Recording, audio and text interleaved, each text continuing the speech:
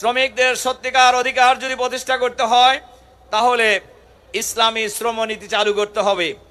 আমার রিক্সা চালক ভাই জীবন দিয়েছে, আমার নির্মাণ শ্রমিক জীবন দিয়েছে, আমার ঠেলা চালক জীবন দিয়েছে।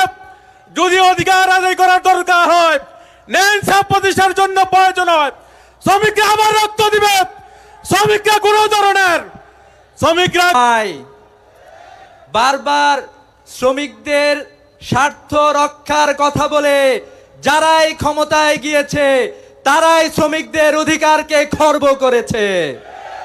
আমরা দেখেছি কোন কারখানায় শ্রমিকদের জন্য সুষ্ঠু পরিবেশ নিশ্চিত করা হয়নি। রানা প্লাজায় একই দিনে সহস্রাধিক শ্রমিকের জীবন সেখানে গিয়েছে, কিন্তু এর বিরুদ্ধে আমরা এখনো কোনো বিচার পাই নাই।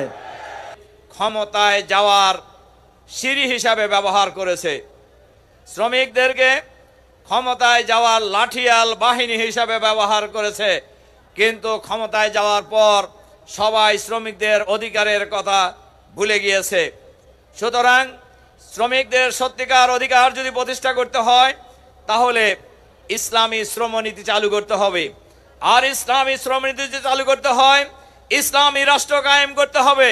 আর ইসলামী রাষ্ট্র যদি কায়েম করতে হয় তাহলে ইসলাম মানার বোঝার আল্লাহর আইন এবং সৎলোকের শাসন কায়েমের এই লড়াইকে বিজয়ী করতে হবে আগামী দিনে বাংলাদেশে।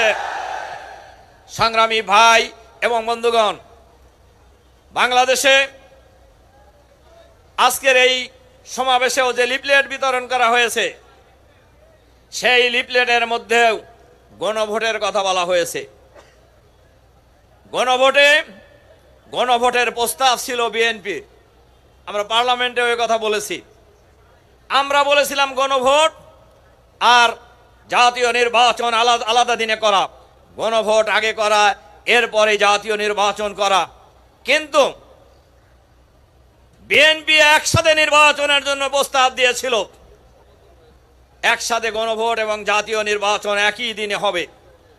আর নির্বাচনের পর এই নির্বাচনে জনগণ 70% জনগণ গণভোটের পক্ষে রায় দিয়েছে।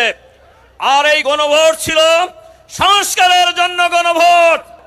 কিন্তু আমরা লক্ষ্য করেছি নির্বাচিত হওয়ার পর এই গণভোটের রায় মানার ক্ষেত্রে বিএনপি সরকার গঠনের পর গড়িমসি করছে। আমরা ধিক্কার জানাই। আন্তর্জাতিকভাবে আইন হয়েছে, শ্রমমন্ত্রী হয়েছে, শ্রম দপ্তর হয়েছে, আইএলও হয়েছে, অর্ডিন্যান্স হয়েছে, আইআরও হয়েছে। আমাদের বাংলাদেশের শ্রমিকদের, দুনিয়ার শ্রমিকদের, মজলুম শ্রমিকদের মুক্তি কিন্তু আজও আসে নাই। কিন্তু আমরা ভুলে গেছি মানুষের তৈরি করা কোনো শ্রমনীতি নিপীড়িত, দুঃখী, ক্ষুধার্ত শ্রমিকের মুক্তি দিতে পারে না।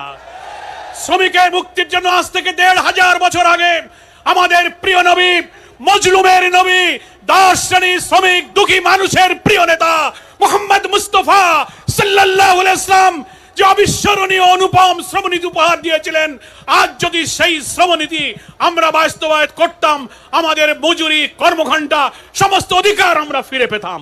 আমরা ওই খতমের রাজনীতিতে বিশ্বাসী না। আমরা পারস্পরিক শ্রদ্ধা, মর্যাদা, ভালোবাসার রাজনীতিতে বিশ্বাসী। আমরা বিশ্বাস করি মালিক যদি শ্রমিকের উপর ইনসাফ করে, শ্রমিক তার সমস্ত যোগ্যতা উজাড় করে মালিককে সহযোগিতা করবে, কাজ করবে। কিন্তু মালিক যদি শ্রমিককে ঠকায় তাইলে স্বাভাবিকভাবেই ছায়ার দিকে পা তুললে ছায়াও কিন্তু পা তুলে। তখন আর ওই শ্রমিক বন্ধুটি, ভাইটি, বোনটি তার সমস্ত যোগ্যতা উজাড় করে ওই মালিকের জন্য কিছু করবে না। এতে উভয়ে ক্ষতিগ্রস্ত হবে। আমরা কারোই ক্ষতি চাই না, আমরা চাই তাদের মধ্যে সমন্বয়। তারা কষ্ট পায়, বছরের পর বছর যায়, সেখানে মিশন আছে, হাই কমিশন আছে, সেখানে আমাদের এমবেসি আছে, বড় বড় কর্মকর্তা কর্মচারীরা আছেন, কিন্তু আমাদের এই ভাই বোনদেরকে সেখানে ভোগান্তি পোহাতে হয়। তারা কেউ যখন চাকরি হারায়, যদি সঙ্গত কারণে হারায় বলার কিছু নেই, কিন্তু অনেকে অসঙ্গতভাবেও হারায়, তাদের পাশে দাঁড়ানোর কাউকে খুঁজে পাওয়া যায় না।